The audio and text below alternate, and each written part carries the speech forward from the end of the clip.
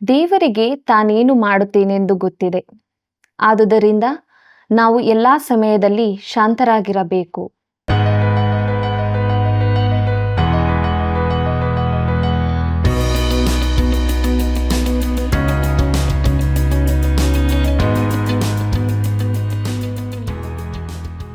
ಆತ್ಮೀಯ ವೀಕ್ಷಕ ಬಾಂಧವರೇ, ಈ ಕೃಪಾ ಸಮಯದಲ್ಲಿ ದೇವರ ವಾಕ್ಯಗಳನ್ನು ಅಧ್ಯಯನ ಮಾಡಲು ನಾವು ಸೇರಿ ಬಂದಿದ್ದೇವೆ.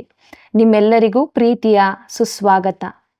ಇಂದಿನ ಅಧ್ಯಯನದಲ್ಲಿ ಯೆರೆಮೀಯನ ಪ್ರಶ್ನೆ, ಅದು ನಿಮ್ಮ ಪ್ರಶ್ನೆಯೂ ಕೂಡ ಆಗಿದೆ.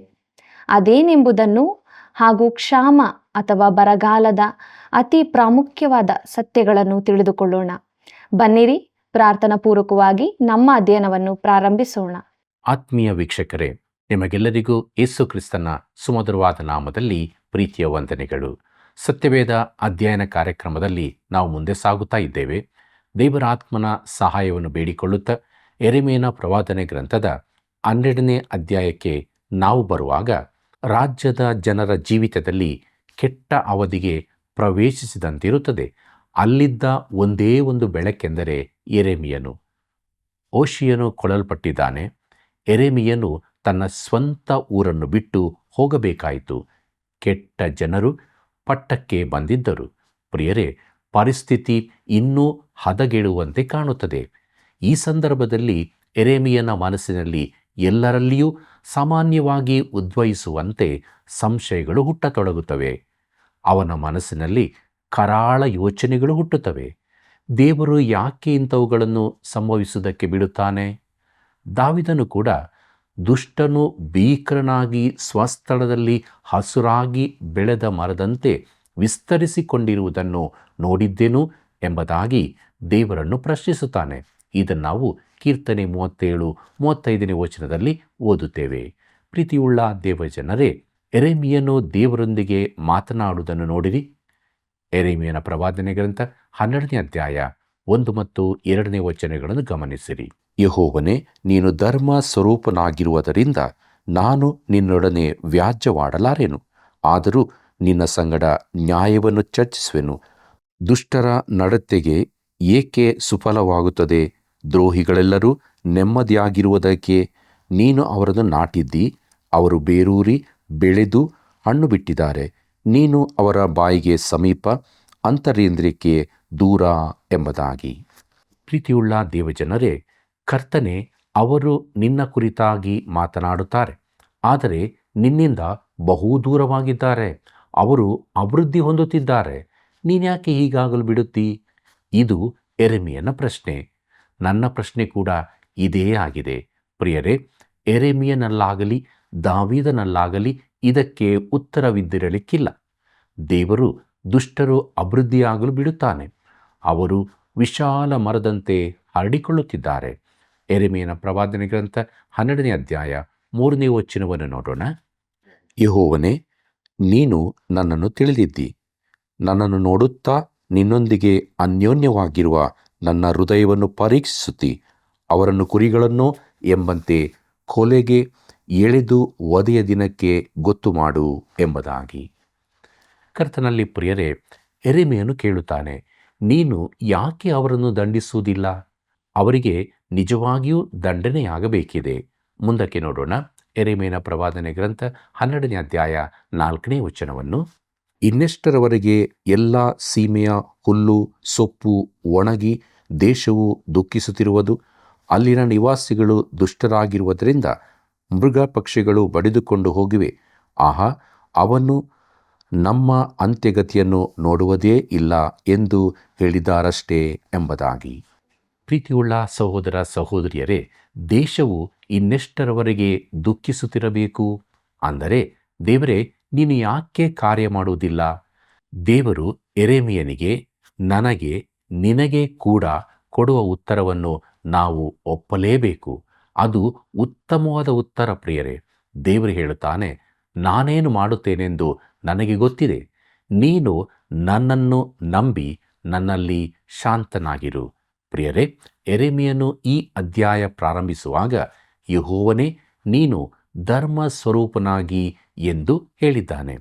ಪ್ರೀತಿಯುಳ್ಳ ದೇವಜನರೇ, ಯೆರೆಮೀಯನೊಬ್ಬನೇ ದೇವರಿಗಾಗಿ ನಿಂತಿದ್ದಾನೆ. ದುಷ್ಟ ಅರಸನಾದ ಯೆಹೋಯಾಕೀಮನು ಆಳುತ್ತಿದ್ದಾನೆ. ಪರಿಸ್ಥಿತಿ ಹದಗೆಡುತ್ತಾ ಇದೆ. ಏನಾಗಬಹುದು ಎಂಬುದಾಗಿ ಯೆರೆಮೀಯನು ಆಶ್ಚರ್ಯಪಡುತ್ತಿದ್ದಾನೆ.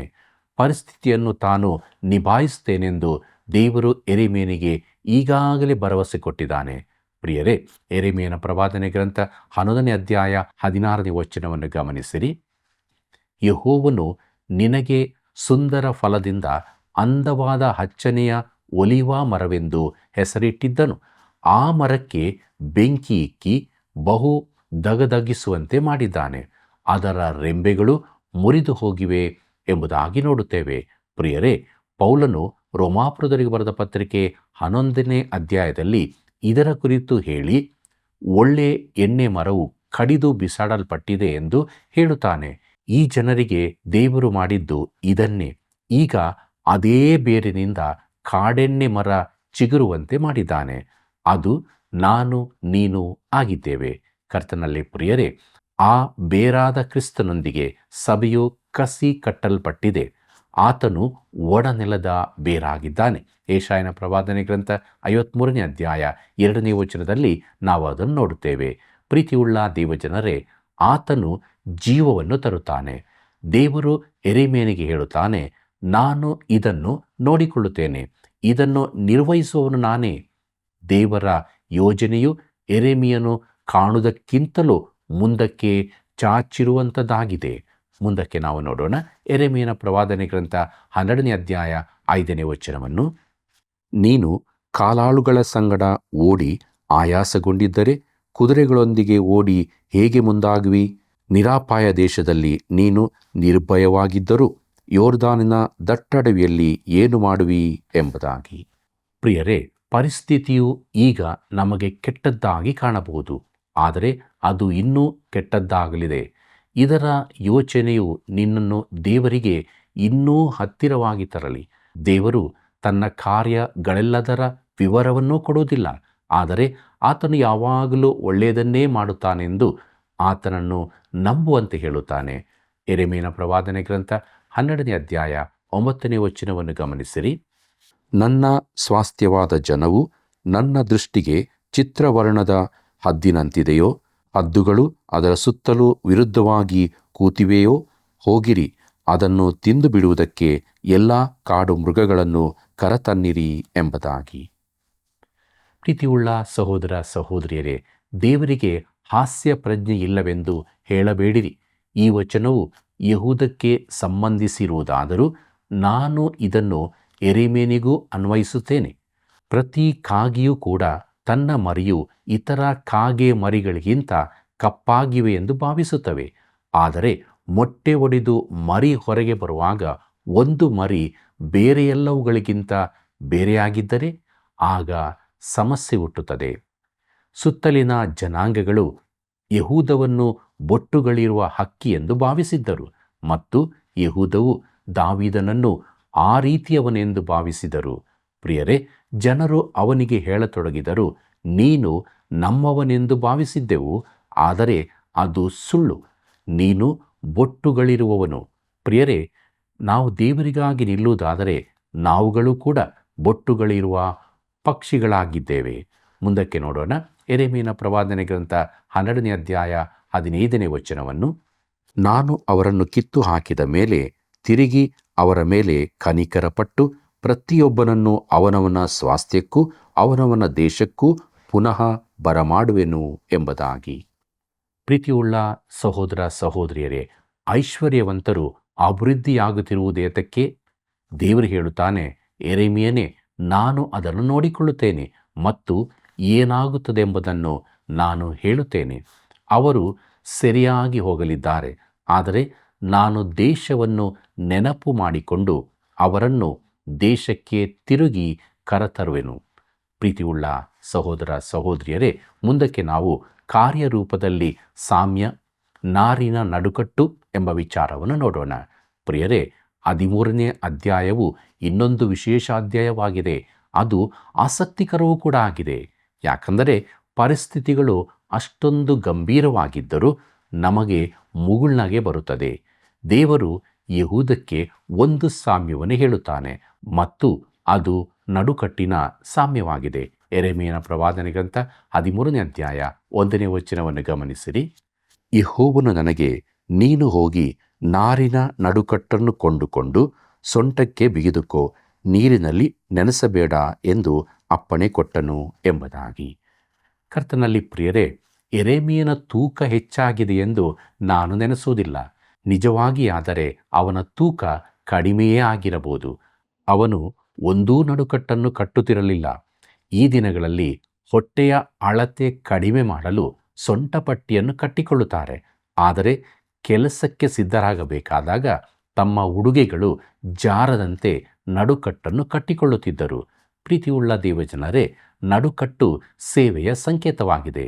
ತನ್ನ ಸೇವಕರ ನಡುಗಳು ಕಟ್ಟಿರಲಿ ಎಂದು ಯೇಸು ಕ್ರಿಸ್ತನು ಹೇಳಿದ್ದಾನೆ.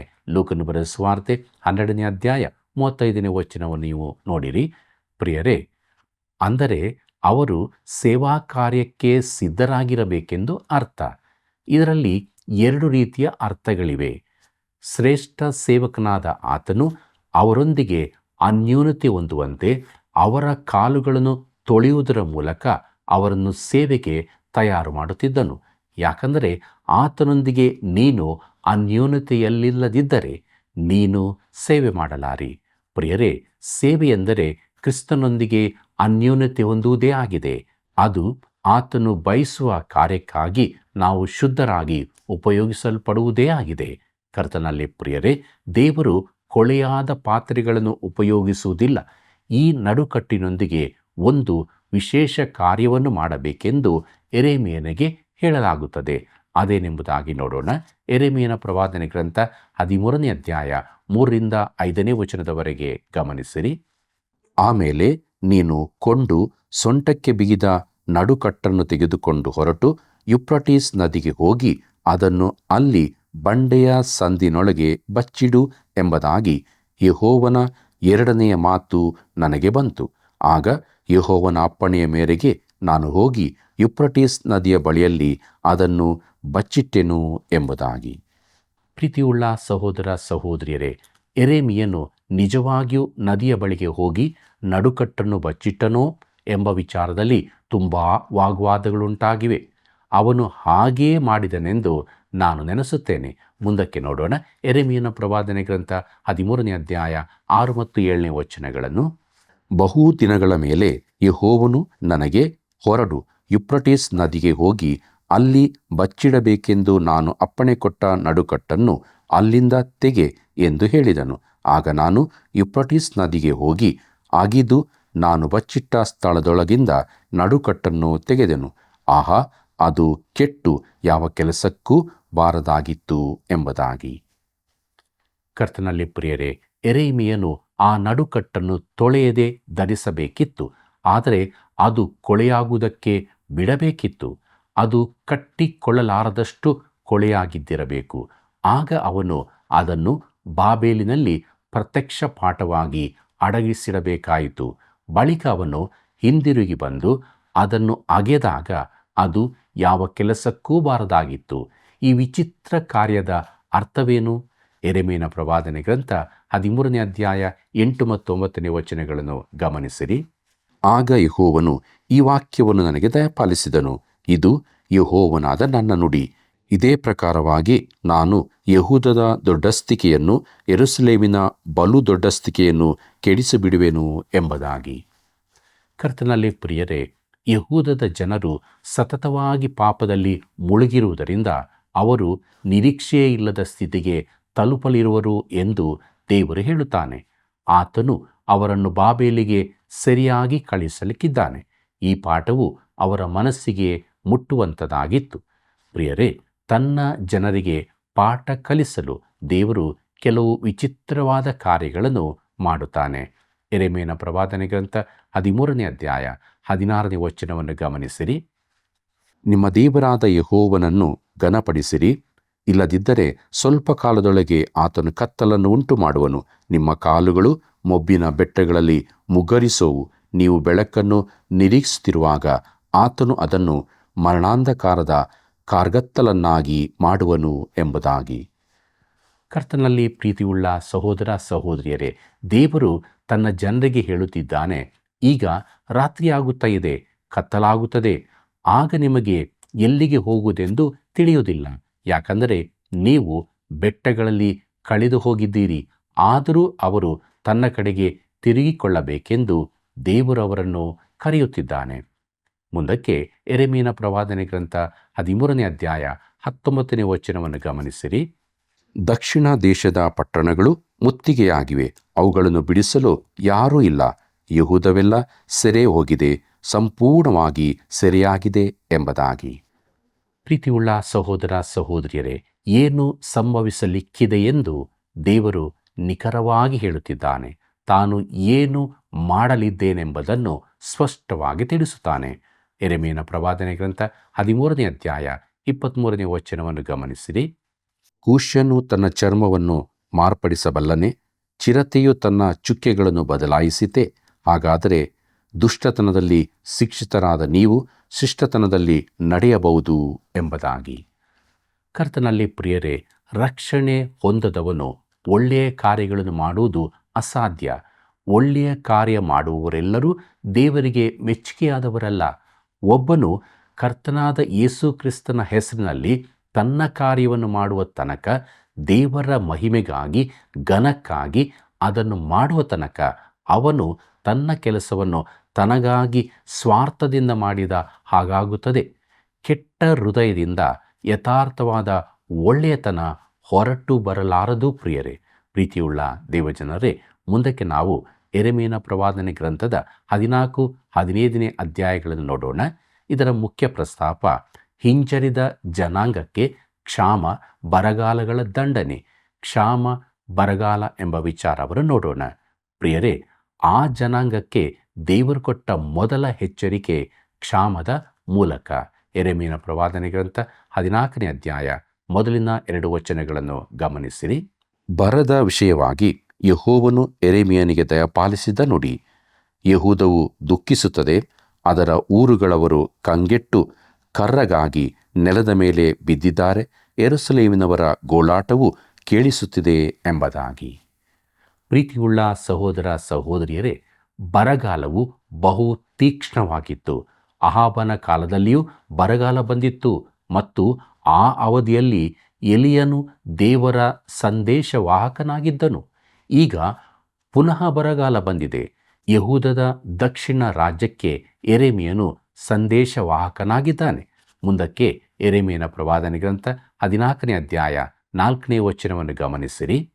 ದೇಶದಲ್ಲಿ ಮಳೆಯಿಲ್ಲದೆ ಭೂಮಿಯು ಬಿರುಕು ಬಿಟ್ಟಿರುವುದರಿಂದ ರೈತರು ನಾಚಿಕೆ ಪಟ್ಟು ಮೋರೆ ಮುಚ್ಚಿಕೊಳ್ಳುತ್ತಾರೆ ಎಂಬುದಾಗಿ. ಪ್ರೀತಿಯುಳ್ಳ ಸಹೋದರ ಸಹೋದರಿಯರೇ, ಮಳೆ ಇಲ್ಲದ ಕಾರಣ ನೆಲವು ಒಣಗಿ ಬಿರುಕು ಬಿಟ್ಟಿದೆ. ಯೆರೆಮೀಯನ ಪ್ರವಾದನೆ ಗ್ರಂಥ 14ನೇ ಅಧ್ಯಾಯ 5ನೇ ವಚನವನ್ನು ಗಮನಿಸಿರಿ. ಅಲ್ಲಿ ನಾವು ಹೀಗೆ ನೋಡುತ್ತೇವೆ, ಇದಲ್ಲದೆ ಹುಲ್ಲೆಯು ಕಾಡಿನಲ್ಲಿ ಈದು ಹುಲ್ಲಿಲ್ಲದ ಕಾರಣ ತನ್ನ ಮರಿಯನ್ನು ಬಿಟ್ಟು ಬಿಡುತ್ತದೆ ಎಂಬುದಾಗಿ. ಕರ್ತನಲ್ಲಿ ಪ್ರಿಯರೇ, ಪ್ರತಿಯೊಂದು ಕೂಡ ದೇಶದ ಮೇಲೆ ದೇವರು ಬರಮಾಡಿದ ದಂಡನೆಯಾಗಿದೆ. ಭೂಮಿ ಬರಡಾಗಿ ಫಲವಿಲ್ಲದಾಗಿರುವಂತೆಯೇ ಜನರ ಜೀವಿತವೂ ಆಗಿದೆ. ಯಾಕಂದರೆ ಅವರು ಜೀವದ ನೀರನ್ನು ತಿರಸ್ಕರಿಸಿದ್ದಾರೆ. ಭೌತಿಕ ಭೂಮಿಗೆ ಸಂಭವಿಸುವಂತಾದು ಆತ್ಮಿಕ ರೀತಿಯಲ್ಲಿ ಅವರ ಹೃದಯಗಳಿಗೂ ಸಂಭವಿಸುತ್ತದೆಂದು ದೇವರು ಹೇಳುತ್ತಿದ್ದಾನೆ. ಪ್ರೀತಿಯುಳ್ಳ ದೇವಜನರೇ, ಯೆರೆಮೀಯನು ಜನರ ಪಾಪಗಳನ್ನು ಅರಿಕೆ ಮಾಡಲು ದೇವರ ಬಳಿಗೆ ಹೋಗುತ್ತಾನೆ. ಯೆರೆಮೀಯನ ಪ್ರವಾದನೆ ಗ್ರಂಥ 14ನೇ ಅಧ್ಯಾಯ 7ನೇ ವಚನವನ್ನು ಗಮನಿಸಿರಿ. ಯೆಹೋವನೇ, ನಮ್ಮ ಅಪರಾಧಗಳು ನಮಗೆ ವಿರುದ್ಧವಾಗಿ ಸಾಕ್ಷಿ ಕೊಟ್ಟರು. ನಿನ್ನ ಹೆಸರಿನ ನಿಮಿತ್ತ ಕಾರ್ಯವನ್ನು ಸಾಧಿಸು. ನಮ್ಮ ದ್ರೋಹಗಳು ಬಹಳ, ನಿನಗೆ ಪಾಪವನ್ನು ಮಾಡಿದ್ದೇವೆ ಎಂಬುದಾಗಿ. ಕರ್ತನಲ್ಲಿ ಪ್ರಿಯರೇ, ಯೆರೆಮೀಯನು ಜನರೊಂದಿಗೆ ತನ್ನನ್ನು ಒಬ್ಬ ಪಾಪಿಯನ್ನಾಗಿ ಸೇರಿಸಿಕೊಂಡಿರುವುದನ್ನು ಗಮನಿಸಿರಿ. ಇಲ್ಲಿ ಯಾವ ಹೊಗಳಿಕೊಳ್ಳುವಿಕೆಯೂ ಇರುವುದಿಲ್ಲ. ಜನರ ಕಡೆಗೆ ಯಾವ ಟೀಕೆಯ ಮನೋಭಾವವನ್ನೂ ತೋರಿಸುವುದಿಲ್ಲ. ಅವನು ಹೇಳುತ್ತಾನೆ, ನಾವು ಹಿಂಜಾರಿದ್ದೇವೆ, ನಾವು ಪಾಪ ಮಾಡಿದ್ದೇವೆ. ಇತರರನ್ನು ಟೀಕೆ ಮಾಡುವುದು ದೇವರ ಮಕ್ಕಳಿಗೆ ಬಹು ಸುಲಭ. ಯೆರೆಮೀಯನು ಈ ರೀತಿಯ ಪ್ರಾರ್ಥನೆಯನ್ನು ಮಾಡಲಿಲ್ಲ. ಅವನು ಪಾಪ ಮಾಡಿರುವ ದೇವ ಜನರೊಂದಿಗೆ ತನ್ನನ್ನೂ ಸೇರಿಸಿಕೊಂಡು ನಾವು ಹಿಂಜಾರಿದ್ದೇವೆ, ಪಾಪ ಮಾಡಿದ್ದೇವೆ ಎಂದು ಹೇಳಿಕೊಳ್ಳುತ್ತಾನೆ. ಪ್ರಿಯ ಮಿತ್ರನೇ, ನೀನು ದೇವರೆದುರಿಗೆ ಬಂದು ನಿನ್ನ ಪಾಪವನ್ನು, ಜನರ ಪಾಪವನ್ನು ಅರಿಕೆ ಮಾಡಬಲ್ಲೆಯಾದರೆ ಆಗ ನೀನು ಅವರಿಗೆ ದೇವರ ದಂಡನೆ ಕುರಿತಾಗಿ ಹೇಳಬಹುದು. ಆದರೆ ಅಲ್ಲಿಯವರೆಗೆ ನೀನು ದೇವರ ಪರವಾಗಿ ಮಾತನಾಡಲು ಪ್ರಯತ್ನಿಸಬೇಡ. ಕರ್ತನಲ್ಲಿ ಪ್ರಿಯರೇ, ಈ ಅಧ್ಯಾಯದಲ್ಲಿ ನಾವು ಮುಂದುವರಿಯುತ್ತಿದ್ದಂತೆ ಕತ್ತಲೆ ಹೆಚ್ಚಾಗುತ್ತಿರುವುದನ್ನು, ಜನರು ಕರಾಳ ಬೆಟ್ಟಗಳ ಮೇಲೆ ಎಡುವುದನ್ನೂ ಕಾಣುತ್ತೇವೆ. ಯೆರೆಮೀಯನ ಪ್ರವಾದನೆ ಗ್ರಂಥ 14ನೇ ಅಧ್ಯಾಯ 13ನೇ ವಚನವನ್ನು ಗಮನಿಸಿರಿ. ಅದಕ್ಕೆ ನಾನು, ಅಯ್ಯೋ ಕರ್ತನಾದ ಯೆಹೋವನೇ, ಇಗೋ ಪ್ರವಾದಿಗಳು ಈ ಜನರಿಗೆ ಖಡ್ಗವು ನಿಮ್ಮ ಕಣ್ಣಿಗೆ ಕಾಣದು, ಕ್ಷಾಮವು ನಿಮಗೆ ಸಂಭವಿಸದು, ಯೆಹೋವನು ಈ ಸ್ಥಳದಲ್ಲಿ ಸ್ಥಿರ ಸಮಾಧಾನವನ್ನು ನಿಮಗೆ ಕೊಡುವನು ಎಂದು ನುಡಿಯುತ್ತಾರೆ ಎಂಬುದಾಗಿ. ಕರ್ತನಲ್ಲಿ ಪ್ರಿಯರೇ, ಸುಳ್ಳು ಪ್ರವಾದಿಗಳು ಶಾಂತಿ ಅಭಿವೃದ್ಧಿಗಳು ಬರುತ್ತವೆಂದು ಪ್ರವಾದನೆ ನುಡಿಯುತ್ತಿದ್ದಾರೆ. ಎಲ್ಲವೂ ಅದ್ಭುತವಾಗಿರುತ್ತದೆ ಎಂದು ಹೇಳುತ್ತಾರೆ. ಮುಂದಕ್ಕೆ ಯೆರೆಮೀಯನ ಪ್ರವಾದನೆ ಗ್ರಂಥ 14ನೇ ಅಧ್ಯಾಯ 14ನೇ ವಚನವನ್ನು ಗಮನಿಸಿರಿ. ಆಗ ಯೆಹೋವನು ನನಗೆ ಹೀಗೆ ನುಡಿದನು, ಪ್ರವಾದಿಗಳು ನನ್ನ ಹೆಸರಿನಿಂದ ಸುಳ್ಳಾಗಿ ಪ್ರವಾದಿಸುತ್ತಾರೆ. ನಾನು ಅವರನ್ನು ಕಳುಹಿಸಲಿಲ್ಲ, ಅವರಿಗೆ ಅಪ್ಪಣೆ ಕೊಡಲಿಲ್ಲ, ಏನೂ ಹೇಳಲಿಲ್ಲ. ಅವರು ಸುಳ್ಳಾದ ದಿವ್ಯ ದರ್ಶನವನ್ನು, ಕಣಿಯನ್ನು, ಮಾಯಾತಂತ್ರವನ್ನು, ಸ್ವಕಲ್ಪಿತ ಮೋಸವನ್ನು ನಿಮಗೆ ಪ್ರಕಟಿಸುತ್ತಾರೆ ಎಂಬುದಾಗಿ. ಪ್ರೀತಿಯುಳ್ಳ ಸಹೋದರ ಸಹೋದರಿಯರೇ, ಅರಸನಾದ ಯೋಷೀಯನು ಸತ್ತಿರುವುದರಿಂದ ಯೆರೆಮೀಯನು ಏಕಾಂಗಿಯಾಗಿದ್ದಾನೆ. ನಾನು ಸರಿಯಾದ ಸಂದೇಶವನ್ನು ಕೊಡುತ್ತಾ ಇದ್ದೇನೋ ಇಲ್ಲವೇ ಇತರ ಪ್ರವಾದಿಗಳ ಮಾತು ಸರಿಯೋ ಅವನಿಗೆ ತನ್ನಲ್ಲೇ ಖಂಡಿತವಿಲ್ಲ. ಆದ್ದರಿಂದ ಈ ಕುರಿತು ದೇವರ ಬಳಿಗೆ ಹೋಗಿ ವಿಚಾರಿಸುತ್ತಾನೆ. ದೇವರು ಅವನನ್ನು ದೃಢಪಡಿಸುತ್ತಾನೆ. ಸುಳ್ಳು ಪ್ರವಾದಿಗಳು ಸುಳ್ಳು ಹೇಳುತ್ತಿದ್ದಾರೆಂಬುದನ್ನು ನೀನು ತಿಳಿದುಕೊಳ್ಳಬೇಕು. ನಾನು ಅವರನ್ನು ಕಳುಹಿಸಲಿಲ್ಲ, ನನ್ನ ಸಂದೇಶವನ್ನು ಕೊಡುವವನು ನೀನು ಮಾತ್ರ. ಇದರಿಂದಾಗಿ ಯೆರೆಮೀಯನು ತಿರುಗಿ ದೇವರ ಕಟು ಮಾತುಗಳನ್ನು ತಿಳಿಸುವನಾಗಿದ್ದಾನೆ. ಮುಂದಕ್ಕೆ ನಾವು ಯೆರೆಮೀಯನ ಪ್ರವಾದನೆ ಗ್ರಂಥ 14ನೇ ಅಧ್ಯಾಯ 17ನೇ ವಚನವನ್ನು ಗಮನಿಸೋಣ. ನೀನು ಈ ಮಾತನ್ನು ಅವರಿಗೆ ಹೇಳು, ನನ್ನ ಕಣ್ಣೀರು ರಾತ್ರಿ ಹಗಲು ನಿರಂತರ ಸುರಿಯಲಿ, ಏಕೆಂದರೆ ನನ್ನ ಜನವೆಂಬ ಯುವತಿಗೆ ದೊಡ್ಡ ಗಾಯವಾಯಿತು, ಹೌದು ಗಡುಸಾದ ಪೆಟ್ಟು ಬಿತ್ತು ಎಂಬುದಾಗಿ. ಪ್ರೀತಿಯುಳ್ಳ ದೇವಜನರೇ, ಸಂದೇಶವು ಯೆರೆಮೀಯನ ಹೃದಯವನ್ನು ಒಡೆಯುವಂಥದ್ದಾಗಿತ್ತು. ತನ್ನ ಜನರಿಗೆ ಆ ಸಂದೇಶವನ್ನು ತಿಳಿಸುವಾಗ ಅವನು ಅಳುತ್ತಿದ್ದನು. ತನ್ನ ಹೃದಯವು ಒಡೆಯುತ್ತಿದೆ ಎಂಬುದಾಗಿ ದೇವರು ಅವರಿಗೆ ತಿಳಿಯಪಡಿಸಬೇಕೆಂದಿದ್ದನು. ಪ್ರಿಯರೇ, ಯೆರೆಮೀಯನು ದೇವರ ಸಂದೇಶವನ್ನು ಕೊಡುತ್ತಿರುವುದು ಮಾತ್ರವಲ್ಲದೆ ದೇವರ ಭಾವನೆಗಳನ್ನು ಕೂಡ ಅವನು ತಿಳಿಯಪಡಿಸುತ್ತಿದ್ದನು. ನಾವೆಲ್ಲರೂ ದೇವರಿಗೆ ಸಾಕ್ಷಿಗಳಾಗಿರಬೇಕೆಂಬುದನ್ನು ನಾವು ತಿಳಿದುಕೊಳ್ಳಬೇಕು. ಪ್ರಿಯ ಮಿತ್ರನೇ, ನೀನು ದೇವರ ಮಗುವಾಗಿರುವುದಾದರೆ ನೀನು ದೇವರಿಗೆ ಸಾಕ್ಷಿಯಾಗಿದ್ದಿ ಮತ್ತು ನಿನ್ನ ಜೀವಿತದ ಮೂಲಕ ಸಾಕ್ಷಿ ನುಡಿಯುವನಾಗಿರುತ್ತಿ. ದೇವರ ವಾಕ್ಯವನ್ನು ನಾವು ತಿಳಿಸುವಾಗ ನಮ್ಮ ಜೀವಿತವು ಅದಕ್ಕನುಸಾರವಾಗಿ ಇದೆ ಎಂಬುದನ್ನು ನಾವು ಖಚಿತಪಡಿಸಿಕೊಳ್ಳಬೇಕು. ನಾವು ತಣ್ಣಗಿನ ಹೃದಯದೊಂದಿಗೆ ಭಾವನಾರಹಿತವಾಗಿ ಹೇಳಬಾರದು, ಭಾವನೆಯೊಂದಿಗೆ ಹೇಳಬೇಕು. ಆಗಿಲ್ಲದಿರುವುದಾದರೆ ಏನೋ ಸರಿಯಿಲ್ಲವೆಂದಾಯಿತು. ಪ್ರೀತಿಯುಳ್ಳ ದೇವಜನರೇ, ನಮ್ಮ ಸ್ಥಿತಿ ಆಗಿದೆ, ನಮ್ಮ ಹೃದಯದ ಸ್ಥಿತಿ ಆಗಿದೆ. ನಾವು ನಮ್ಮ ಪಾಪಗಳನ್ನು ಒಪ್ಪಿಕೊಂಡು ಆತನ ಬಳಿಗೆ ಬರುವುದಾದರೆ ಆತನು ಕ್ಷಮಿಸಿ ನಮ್ಮನ್ನು ಶುದ್ಧೀಕರಿಸ್ತಾನೆ. ಹೀಗಾಗುವುದಕ್ಕಾಗಿ ದೇವರೋடு ಬೇಡಿಕೊಳ್ಳೋಣ, ಪ್ರಾರ್ಥನೆ ಮಾಡೋಣ. ಪ್ರೀತಿ ಸ್ವರೂಪನಾದ ದೇವರೇ, ಇದ್ದಂಥ ಸ್ಥಿತಿಯಲ್ಲಿ ನಿನ್ನ ಬಳಿಗೆ ಬಂದಿದ್ದೇವೆ. ನಿನ್ನ ವಾಕ್ಯದ ಮೂಲಕ ನಮ್ಮ ಸಂಗಡ ನೀನು ಮಾತನಾಡಿದ್ದಿ. ದೇವರೇ, ನಿನಗೆ ಸ್ತೋತ್ರ. ನಿನ್ನ ಮಾತನ್ನು ಕೇಳಿ ವಿಧೇಯರಾಗಿ ಜೀವಿಸುವುದಕ್ಕೆ ಆತ್ಮನ ಬಲವನ್ನು ಕೊಡು. ನಿನ್ನ ವಾಕ್ಯಗಳಿಂದ ನಮ್ಮನ್ನು ಶುದ್ಧೀಕರಿಸು. ನಿನ್ನ ರಕ್ತಗಳಿಂದ ತೊಳೆದು ನಾವು ಶುದ್ಧೀಕರಿಸಲ್ಪಟ್ಟವರಾಗಿ ಬಲ ಹೊಂದಿ ದಿನೇ ದಿನೇ ನಿನಗಾಗಿ ಜೀವಿಸೋದಕ್ಕೆ ಸಹಾಯ ಮಾಡು ಸ್ವಾಮಿ. ನಮ್ಮೆಲ್ಲ ವೀಕ್ಷಕ ಬಾಂಧವರ ಜೊತೆ ನೀನಿದ್ದುಕೊಂಡು ನೀನು ಪ್ರತಿಷ್ಠಿಸಿದಂಥ ಜೀವವುಳ್ಳ ಮಾರ್ಗದಲ್ಲಿ ಮುನ್ನಡೆಸಿ ನಮ್ಮೆಲ್ಲರ ಜೀವಿತದಲ್ಲಿ ನೀನು ಮಹಿಮೆ ಹೊಂದು. ಯೇಸುವಿನ ನಾಮದಲ್ಲಿ ಬೇಡಿದ್ದೇವೆ ತಂದೆಯೇ, ಆಮೆನ್. ಆತ್ಮೀಯರೇ, ದುಷ್ಟರ ವಿಷಯದಲ್ಲಿ ದೇವರು ಯಾಕೆ ಸುಮ್ಮನಿರುತ್ತಾನೆ? ಈ ಪ್ರಶ್ನೆಗೆ ನಾವು ಉತ್ತರವನ್ನು ಕಂಡುಕೊಂಡಿದ್ದೇವೆ. ದೇವರಿಗೆ ಎಲ್ಲವೂ ಗೊತ್ತಿದೆ.